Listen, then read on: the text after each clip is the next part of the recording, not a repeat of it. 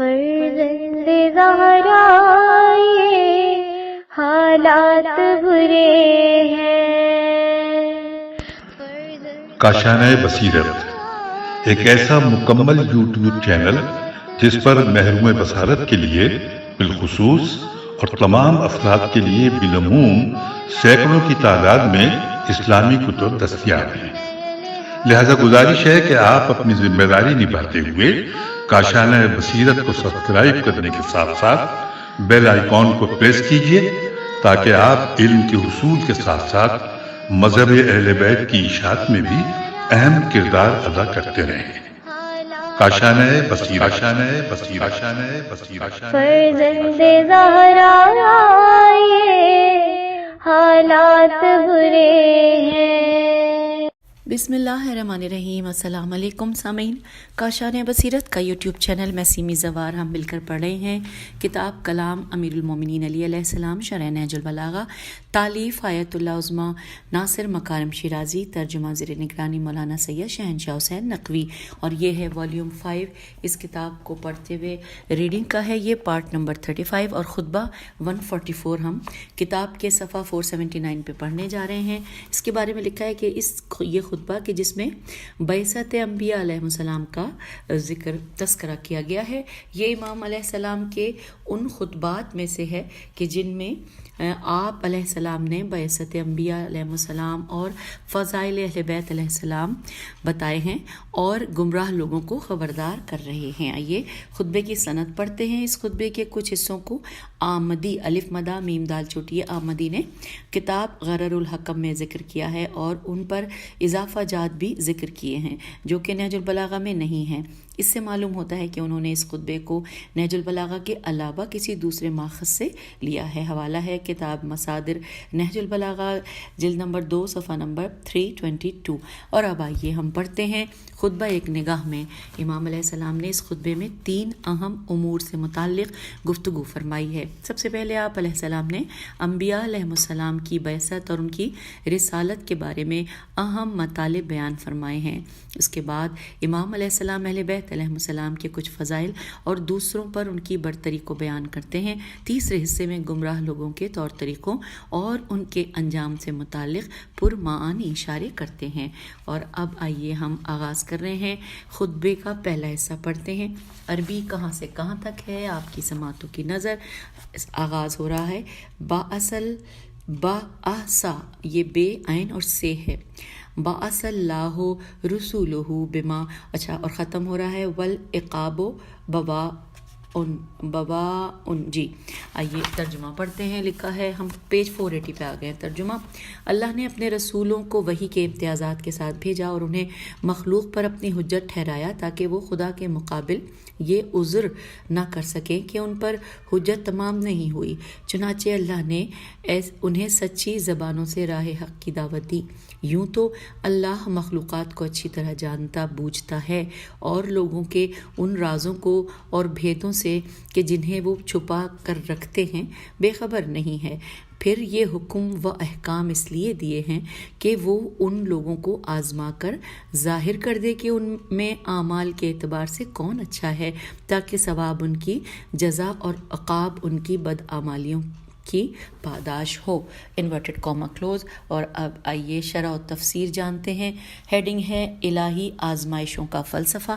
نہج البلاغہ کے شارحین کے ایک گروہ کی رائے کے مطابق امام علیہ السلام نے اس خطبے کو اس لیے ارشاد فرمایا کہ اپنے بدخواہوں اور اپنے فضائل کے منکروں کو ایک واضح جواب دے پائیں. البتہ خطبے کا ایک کچھ حصہ اس سے متعلق ہے جبکہ باقی حصے دوسرے مطالب پر مبنی ہیں. لکھا ہے، بہرحال امام علیہ السلام اس خطبے کے پہلے حصے میں 2 چیزوں کی جانب اشارہ فرماتے ہیں: انبیاء علیہ السلام کی بعثت کا فلسفہ اور الہی آزمائشوں کا فلسفہ. سب سے پہلے فرماتے ہیں کہ اللہ نے اپنے رسولوں کو وحی کے امتیازات کے ساتھ بھیجا اور انہیں مخلوق پر اپنی حجت ٹھہرایا تاکہ وہ خدا کے مقابل یہ عذر نہ کر سکے کہ ان پر حجت تمام نہیں ہوئی. چنانچہ اللہ نے انہیں سچی زبانوں سے راہ حق کی دعوت دی ہے. Inverted comma close. اس حصے میں ایسے سے اہم نقطے کی جانب اشارہ کیا گیا ہے کہ جو قرآنی آیات میں متواتر آیا ہے، یعنی خدا جب تک کسی نبی کو مبعوث نہیں کرتا اور اپنے اوامر اور نواہی کو بذریعہ وہی ان پر نازل نہیں کر لیتا، نافرمانوں کو عذاب کا مزہ نہیں چکھاتا ہے، جیسا کہ سورہ اسراء میں ہم پڑھتے ہیں۔ اس کی آیت نمبر ہے سورہ اسراء کی 15 اور 16 ترجمہ، اور ہم تو اس وقت تک کسی قوم پر عذاب نازل کرنے والے نہیں ہیں جب تک کہ کوئی رسول نہ بھیج دے، اور ہم نے جب بھی کسی قریے کو ہلاک کرنا چاہا تو اس کے ثروت مندوں پر احکام نافذ کر دیے، اور انہوں نے ان کی نافرمانی کی تو ہماری بات ثابت ہو گئی اور ہم نے اسے مکمل طور پر تباہ کر دیا، انورٹڈ کاما کلوز۔ یہاں پر اب لکھا ہوا ہے، ایک پہلے لکھا ہے سوال اور پھر اس کا جواب۔ سوال کے حوالے سے لکھا ہے کہ اس بات کو قبول کرتے ہوئے کہ عقل بجائے خود کسی عمل کے قبیح یا اچھے ہونے کا ادراک کر سکتی ہے، جیسے عدل کا اچھا ہونا اور ظلم کا قبیح ہونا، تو انسانوں پر اتمام حجت ہو جاتی ہے، یہاں تک کہ انبیاء کی بعثت کے بغیر بھی انسان ثواب یا عقاب کے مستحق ٹھہرائے جا سکتے ہیں، جبکہ یہ بات اس خطبے اور متعدد قرآنی آیات میں ذکر کیے گئے مطالب کے موافق نہیں ہے۔ جواب دیا گیا ہے کہ یہ بالکل درست ہے کہ عقلی اعتبار سے کسی کا ثواب یا عذاب کا مستحق ہونا مستقلات عقلیہ عین قاف لام یہ ہے عقلیہ میں سے ہے، لیکن خداوند عالم از راہ لطف و کرم اپنے بندوں سے برتاؤ کرتا ہے جب تک مستقلات عقلیہ کی وحی کے ذریعے نازل ہونے والے شرعی واجبات و محرمات کے توسط سے تائید نہ ہو جائے، اپنے بندوں کا مواخذہ نہیں کرتا اور انہیں عذاب نہیں دیتا۔ آئیے اگلے پیراگراف میں لکھا ہے کہ اس سے یہ بات واضح ہو جاتی ہے کہ بعض شارحین نے جو جواب دیا ہے اس کی قطعاً کوئی ضرورت نہیں۔ وہ کہتے ہیں کہ اس آیت میں ایک عمومی حکم بیان کیا گیا ہے جسے مستقلات عقلیہ کے ذریعے سے محدود کیا جا سکتا ہے۔ بالفاظ دیگر یوں کہا جا سکتا ہے کہ خدا انبیاء علیہ السلام کی بعثت اور وحی کے نزول کے بغیر کسی کا مواخذہ نہیں کرتا ہے، مگر مستقلات عقلیہ میں جیسے ظلم و ستم، چوری اور قتل کی قباحت کے ان مواقع پر خدا مواخذہ کرتا ہے، اگرچہ ان مواقع میں بذریعہ وحی تائید نازل نہ ہوئی ہو۔ اور اب آئیے اگلا صفحہ یعنی 482 پر لکھا ہے۔ اس کے بعد امام علیہ السلام ایک اور مطلب کے بیان کی جانب آتے ہیں جو کہ الہی آزمائشوں کے فلسفے کا موضوع ہے۔ چنانچہ امام فرماتے ہیں کہ یوں تو اللہ مخلوقات کو اچھی طرح جانتا بوجھتا ہے اور لوگوں کے ان رازوں کو اور بھیدوں سے کہ جنہیں وہ چھپا کر رکھتے ہیں بے خبر نہیں ہے۔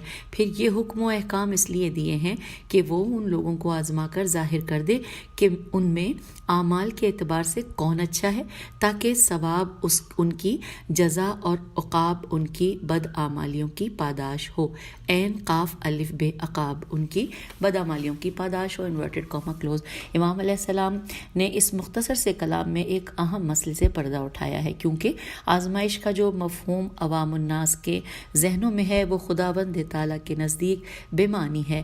انسانوں کے درمیان جو آزمائش اور امتحان ہوا کرتے ہیں وہ لا علمی اور نادانی کو برطرف کرنے کی خاطر ہوتے ہیں، اشیاء و افراد کی شناخت کی خاطر عمل میں لائے جاتے ہیں، اور یہ بات ایک ایسی ذات کے بارے میں کوئی معنی نہیں رکھتی جو ہر عیاں اور نہاں کا عالم ہے اور ظاہر و عالم ہے یا عالم ہے، عین الف لام میم، اور ظاہر و باطن سے آگاہ ہے۔ الہی آزمائش اور امتحان اس لیے ہے کہ جس کے باطن میں جو کچھ ہے اسے وہ عیاں کر دے، اس کی اصلیت سامنے آ جائے تاکہ ثواب و عقاب کا مسئلہ متحقق ہو جائے۔ واضح الفاظ میں یہ کہا جا سکتا ہے کہ کسی فرد کو اس کے دل میں موجود اچھی یا بری نیت کی خاطر سزا یا جزا نہیں دی جا سکتی، بلکہ جب وہ اپنے اعمال اور افعال کی صورت میں اپنے باطن کو عیاں کر دے گا تو اس وقت وقت وہ جزا یا سزا کا مستحق ہوگا۔ یہ وہی چیز ہے جو امام علیہ السلام کے کلمات قصار میں سے کسی کلمے میں واضح انداز میں بیان ہوئی ہے۔ امام علیہ السلام وہاں آیت یہ کہ جس کا ترجمہ کہ جان لو کہ یہ تمہاری اولاد اور تمہارے اموال ایک آزمائش ہیں، یہ سورہ انفال کی آیت نمبر 28 کا ترجمہ، کہ یہ امام وہاں پر یہ والی آیت کہ جان لو یہ تمہاری اولاد اور تمہارے اموال ایک آزمائش ہیں، اس کی تفسیر میں فرماتے ہیں کہ خدا لوگوں کے مال و اولاد کے ذریعے آزماتا ہے، اگرچہ وہ ان سے زیادہ ان کے نفسوں سے واقف ہے، لیکن اس آزمائش کا مقصد یہ ہے کہ وہ اعمال جن کی بدولت انسان جزا یا سزا کا مستحق بنتا ہے ظاہر ہو جائیں۔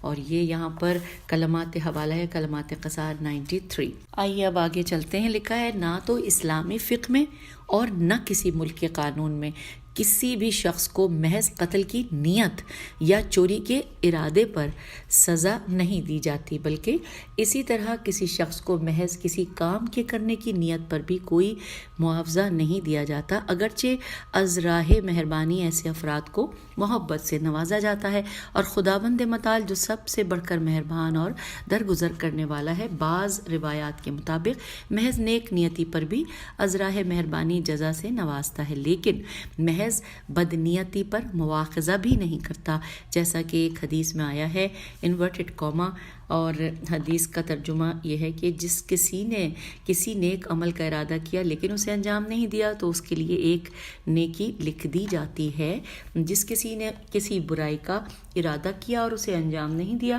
تو اس کے خلاف کچھ لکھا نہیں جاتا۔ Inverted comma close. حوالہ ہے وسائل الشیعہ جلد 1 صفحہ نمبر 36 باب نمبر 6 اور حدیث نمبر 6۔ اور اب آئیے ہم خطبہ 144 کا دوسرا حصہ پڑھنے جا رہے ہیں۔ عربی کہاں سے کہاں تک ہے آپ کی سماعتوں کی نظر۔ پیراگراف آغاز ہوتا ہے این الذین زعموا انہم سے شروع ہوتا ہے اور ختم ہوتا ہے کہ الولاۃ من غیرہم، ترجمہ کہ کہاں ہیں وہ لوگ جو جھوٹ بولتے ہوئے اور ہم پر ستم کرتے ہوئے یہ دعویٰ کرتے ہیں کہ وہ راسخون فی العلم ہیں، نہ ہم، یہاں پہ سوالیہ نشان ہے کہ یہ دعویٰ کرتے ہیں کہ وہ راسخون فی العلم ہیں نہ ہم، بریکٹ میں لکھا ہے وہ لوگ کہاں ہیں، آئیں اور دیکھیں کہ اللہ نے ہم کو بلند کیا اور انہیں گرایا ہے، ہمیں منصب امامت دیا ہے اور انہیں محروم رکھا ہے، ہم ہی سے ہدایت کی طلب اور گمراہیوں کی تاریکیوں کو چھانٹنے کی خواہش کی جا سکتی ہے۔ بے شک امام قریش میں سے ہوں گے جو اسی قبیلے کی ایک شاخ بنی ہاشم کی نسل سے ابھریں گے، اور نہ امامت کسی اور کو زیب دیتی ہے اور نہ ان کے علاوہ کوئی اس کا اہل ہو سکتا ہے۔ Inverted comma close. یہ ہم نے ترجمہ پڑھا، ہم پیج 484 پر ہے۔ اب آئیے شرح و تفسیر پڑھتے ہیں۔ ہیڈنگ ہے ولایت کا حقیقی مقام۔ لکھا ہے امام علیہ السلام خطبے کے اس حصے میں ان لوگوں کا جواب دے رہے ہیں کہ جنہوں نے اہل بیت علیہ السلام کے مقابلے پر بے بنیاد علمی دعوے کر رکھے تھے اور سب سے زیادہ عالم ہونے کے جھوٹے دعوے کیا کرتے تھے، اور اس دور کے پیشہ ور سیاستدان امامت و خلافت کے مسئلے کو دبانے کی خاطر اس قسم کے بے بنیاد دعوے کیا کرتے تھے۔ چنانچہ امام علیہ السلام فرماتے ہیں کہاں ہیں وہ لوگ جو جھوٹ بولتے ہوئے اور ہم پر ستم کرتے ہوئے یہ دعویٰ کرتے ہیں کہ وہ راسخون فی العلم ہیں نہ کہ ہم۔ پھر لکھا ہے کہ نہ کہ ہم، اور یہاں پہ سوالیہ نشان ہے، اور لکھا ہے کہ اس کے بعد مزید فرماتے ہیں کہ وہ لوگ کہاں ہیں، آئیں اور دیکھیں کہ اللہ نے ہم کو بلند کیا اور انہیں گرایا ہے، ہمیں منصب امامت دیا ہے اور انہیں محروم رکھا ہے۔ انورٹڈ کاما کلوز ہو گیا۔ لکھا ہے کہ امام کا یہ فرمان اس جانب اشارہ ہے کہ ہمارا اسلامی معارف میں پیش رو ہونا اور قرآن، وحی الہی اور سنت نبوی صلی اللہ علیہ وآلہ وسلم سے ہماری آگاہی کسی پر مخفی نہیں ہے۔ ہمیشہ ہم ہی امت کی علمی پناہ گاہ رہے ہیں، یہاں تک کہ خلفاء مشکلات اور الجھنوں میں ہمارے پاس ہی پناہ لیتے ہیں۔ یہ ایسی حقیقت ہے کہ جو سب پر عیاں ہے۔ اسے بیان کرنے کی ضرورت نہیں، اور جو لوگ سیاسی مسائل اور مادہ پرستی سے جنم لینے والے بغض و محبت کی خاطر اس حقیقت کا انکار کر بیٹھے ہیں، وہ خود کو رسوا کریں گے۔ امام علیہ السلام آگے چل کر مزید وضاحت کی خاطر فرماتے ہیں کہ ہم ہی سے ہدایت کی طلب اور گمراہیوں کی تاریکیوں کو چھانٹنے کی خواہش کی جا سکتی ہے۔ انورٹڈ کاما کلوز ہو گیا۔ پھر لکھا ہے کہ امام علیہ السلام کی اس گفتگو پر تاریخ اور مستند احادیث نبوی صلی اللہ علیہ وآلہ وسلم میں کثرت سے شواہد ملتے ہیں، جنہیں ہم اس بحث کے اختتام پر نکات کے ضمن میں بیان کریں گے۔ اس حصے کے اختتام پر امام علیہ السلام امامت کے قریش بالخصوص فرزندان بنی ہاشم میں منحصر ہونے سے متعلق پیغمبر اکرم صلی اللہ علیہ وآلہ وسلم کی معروف حدیث کی جانب اشارہ فرماتے ہیں۔ ترجمہ: بے شک امام قریش میں سے ہوں گے جو اسی قبیلے کی ایک شاخ بنی ہاشم کی نسل سے ابھریں گے۔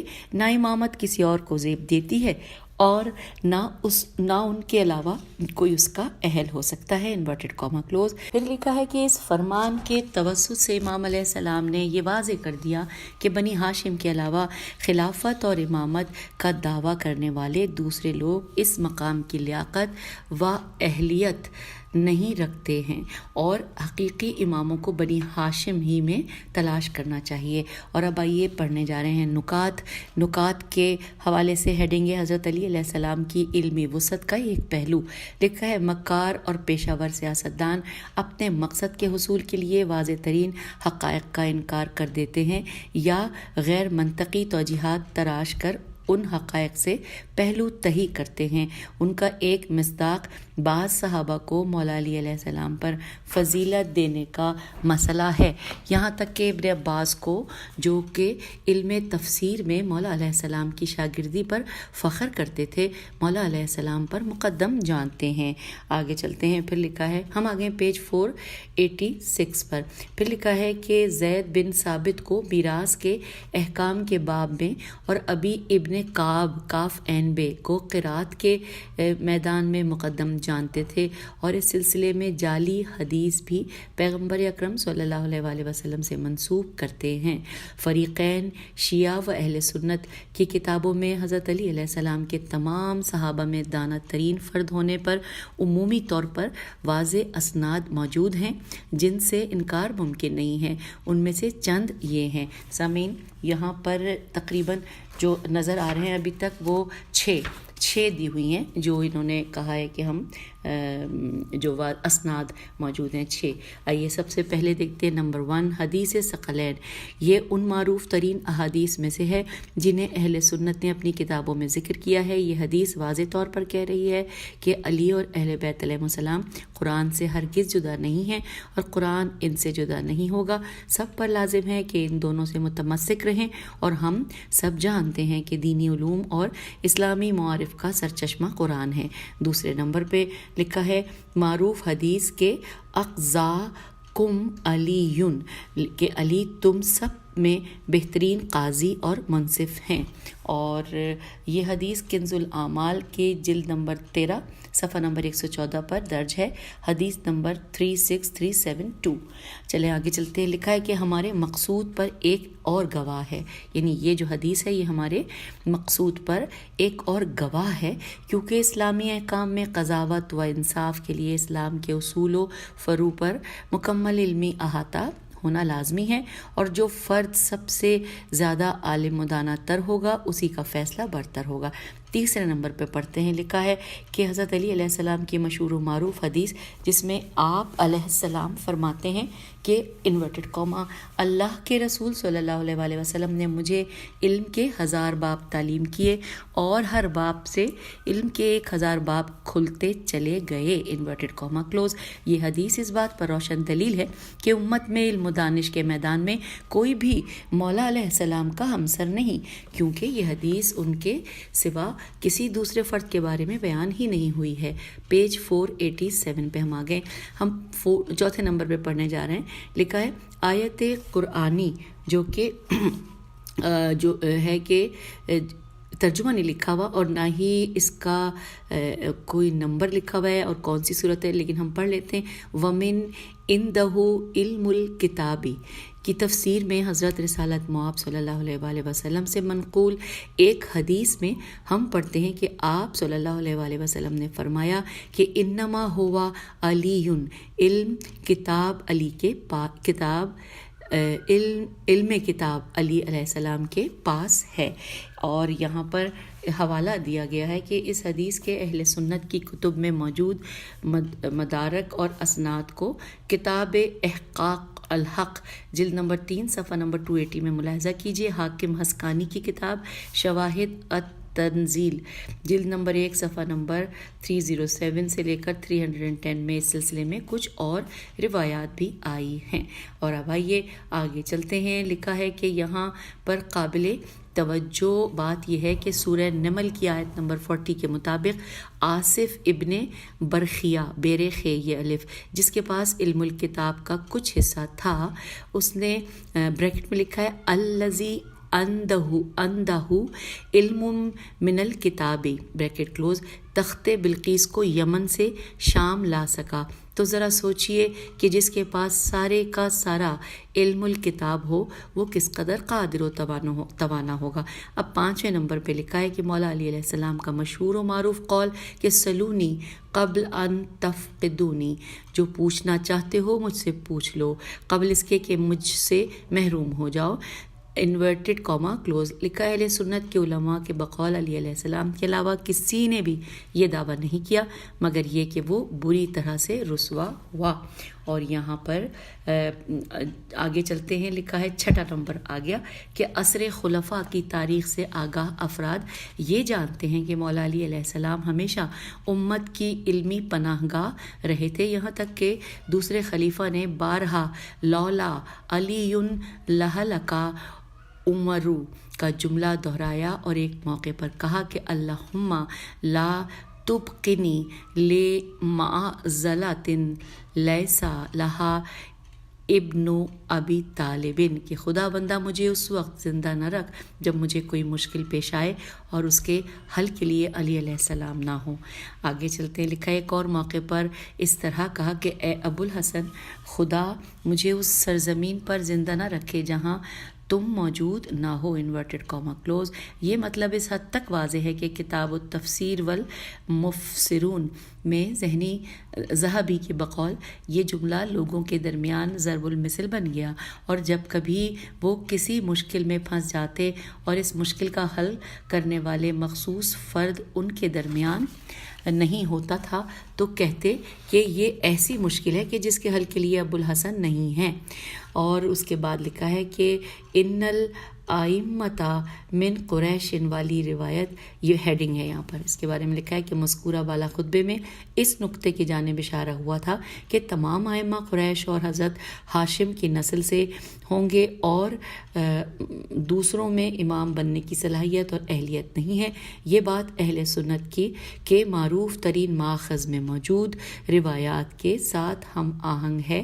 ان میں سے کچھ یہ ہیں۔ اچھا، یہ جو کچھ بتائے ہیں انہوں نے یہ 5 ہیں، نمبر وار پڑھتے ہیں۔ نمبر 1، صحیح مسلم میں جابر بن سمرت سین میم رے گولتے سے منقول ہے، وہ کہتے ہیں کہ میں نے پیغمبر اکرم صلی اللہ علیہ وآلہ وسلم سے سنا ہے کہ آپ فرماتے تھے کہ اسلام ہمیشہ باعزت رہے گا جب تک کہ 12 خلفاء موجود ہوں گے۔ اس کے بعد آپ صلی اللہ علیہ وآلہ وسلم نے ایک جملہ کہا کہ جو میری سمجھ میں نہیں آیا۔ میں نے اپنے والد سے پوچھا رسول اللہ صلی اللہ علیہ وآلہ وسلم نے کیا کہا ہے؟ انہوں نے کہا کہ آپ نے فرمایا کہ وہ سب قریش سے ہوں گے، انورٹڈ کاما کلوز ہو گیا۔ اور یہاں پہ اس سے آگے چلتے ہیں۔ پھر لکھا ہے کہ یہ روایات متعدد روایات سے معمولی فرق کے ساتھ نقل ہوئی ہیں۔ قابل توجہ بات یہ ہے کہ صحیح مسلم میں اس حدیث کے راوی جابر حدیث کے ذیل میں فرماتے ہیں کہ حضور صلی اللہ علیہ وآلہ وسلم نے کوئی بات کہی جسے میں لوگوں کے شور میں نہیں سن پایا۔ میں نے اپنے والد سے کہا حضور صلی اللہ علیہ وآلہ وسلم نے کیا فرمایا؟ تو انہوں نے کہا آپ صلی اللہ علیہ وآلہ وسلم نے فرمایا کہ وہ سب قریش سے ہیں، انورٹڈ کاما کلوز۔ دوسری تعبیر میں ہم پڑھتے ہیں کہ پیغمبر اکرم صلی اللہ علیہ وآلہ وسلم نے فرمایا کہ اچھا، یہ جو فرمایا اس کا ترجمہ نہیں ہے، لا یزال الدین قائما حتی تقوم الساعۃ او یکون علیکم اثنا عشر خلیفۃ کلہم من قریش۔ حدیث کی اس عبارت سے معلوم ہوتا ہے کہ خلفائے اثنا عشر کی عمر تا قیام قیامت طول پکڑے گی، اور یہ بات مکمل طور پر شیعہ عقیدے کے موافق ہے۔ اور اب ہم نے یہ پہلا تو پڑھ لیا تھا نا کہ روایات میں سے جو اب دوسری آ گئی ہے، لکھا ہے صحیح بخاری میں آیا ہے کہ جابر کہتے تھے میں نے رسول اللہ صلی اللہ علیہ وآلہ وسلم سے سنا، آپ فرماتے تھے کہ میرے بعد 12 امیر ہوں گے، اور پھر حضور صلی اللہ علیہ وآلہ وسلم نے فرمایا، کچھ فرمایا جسے میں نہیں سن پایا، میرے والد نے کہا کہ آپ صلی اللہ علیہ وآلہ وسلم نے فرمایا تھا کہ وہ سب قریش سے ہوں گے۔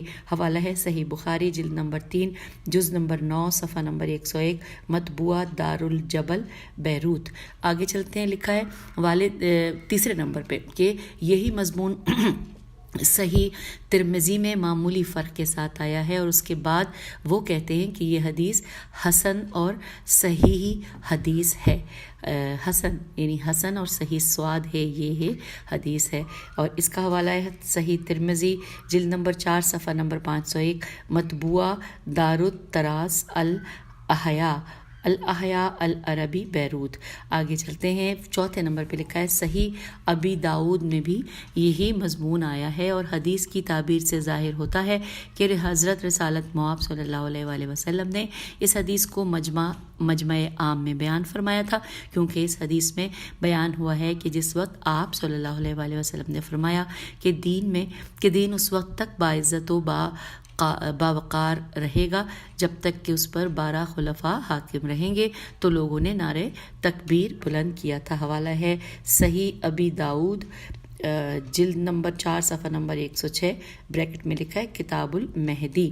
پھر آگے چلتے ہیں، پھر لکھا ہے کہ 5ویں نمبر پہ ہے کہ مسند احمد بن حنبل میں بھی یہ حدیث مختلف موارد میں وارد ہوئی ہے، اور یہاں پر حوالہ ہے مسند احمد جلد نمبر 5 صفحہ نمبر 89، 90 اور 101۔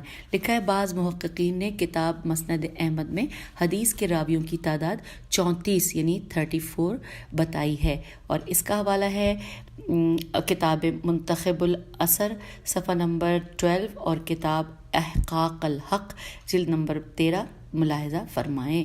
پھر لکھا ہے کہ علماء اہل سنت کے ساتھ اس حدیث پر جو کہ ان کے معتبر ترین مآخذوں میں موجود ہے بحثیں چھڑی ہیں، لیکن ان میں سے کوئی بھی 12 خلفاء یا 12 امراء سے متعلق قانع کنندہ تفسیر پیش نہ کر سکا۔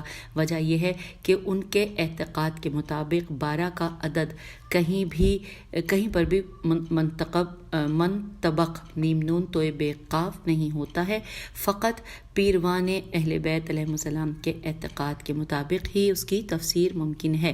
اب اگلی ہیڈنگ ہے بنی ہاشم کا اسلام میں مقام و مرتبہ۔ لکھا ہے مذکورہ بالا خطبے میں قریش کے درمیان بنی ہاشم کی فضیلت کے بارے میں ایک اشارہ کیا گیا ہے جو در حقیقت رسول اکرم صلی اللہ علیہ وآلہ وسلم کے کلمات سے ماخوذ ہے، من جملہ ایک حدیث میں جو کہ کتاب فضائل صحابت احمد بن حنبل میں حضرت عائشہ سے منقول ہے۔ ہم پڑھتے ہیں ترجمہ۔ رسول اللہ صلی اللہ علیہ وآلہ وسلم نے فرمایا، مجھے جبرائیل علیہ السلام نے کہا، اے محمد صلی اللہ علیہ وآلہ وسلم، میں نے زمین کے مشرق و مغرب کو الٹ پھیر کر دیکھا اور اولاد بنی ہاشم سے بہتر کسی کو نہ پایا۔ حوالہ ہے فضائل الصحابہ جلد نمبر 2 صفحہ نمبر 628، حدیث نمبر 1073۔ واضح ہے کہ تمام بنی ہاشم اس منزلت و مرتبے کے حامل نہیں ہیں۔ ظاہراً اس حدیث کا مطمع نظر ائمہ معصومین علیہ السلام ہی ہے۔ اور اب آئیے خطبہ 144 کا تیسرا حصہ، عربی کہاں سے کہاں تک ہے، آپ کی سماعتوں کی نظر۔ اب اثر و عاجلن سے شروع ہو کر ختم ہو رہی ہے۔ ما حرقہ اسی خطبے کا ایک حصہ ہے۔ ان لوگوں نے دنیا کو اختیار کر لیا ہے اور آخرت کو پیچھے ڈال دیا ہے، صاف پانی چھوڑ دیا ہے اور گندا پانی پینے لگے ہیں۔ گویا میں ان کے فاسق کو دیکھ رہا ہوں اور برائیوں میں رہا اتنا کہ انہی برائیوں سے اسے محبت ہو گئی ہے اور ان سے مانوس ہوا اور ان سے اتفاق کرتا رہا، یہاں تک کہ انہی برائیوں میں اس کے سر کے بال سفید ہو گئے اور اسی رنگ میں اس کی طبیعت رنگ گئی۔ پھر یہ کہ وہ منہ سے کف دیتا ہوا متلاطم دریا کی طرح آگے بڑھا، بغیر اس کا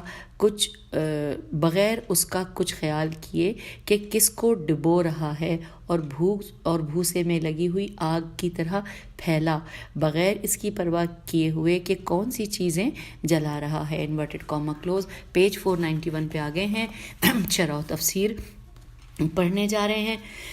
ہیڈنگ ہے یہ خود پرست خشک و تر کو جلا دیتے ہیں۔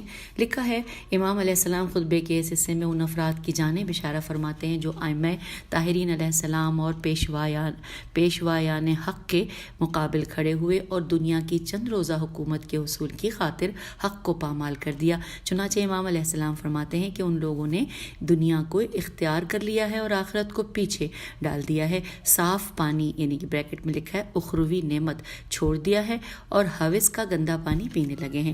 اس کے بعد فرما رہے ہیں کہ گویا میں ان کے فاسق کو دیکھ رہا ہوں کہ وہ برائیوں میں رہا، اتنا کہ انہی برائیوں سے اسے محبت ہو گئی اور ان سے مانوس ہوا اور ان سے اتفاق کرتا رہا، یہاں تک کہ انہی برائیوں میں اس کے سر کے بال بھی سفید ہو گئے اور اسی رنگ میں اس کی طبیعت رنگ گئی۔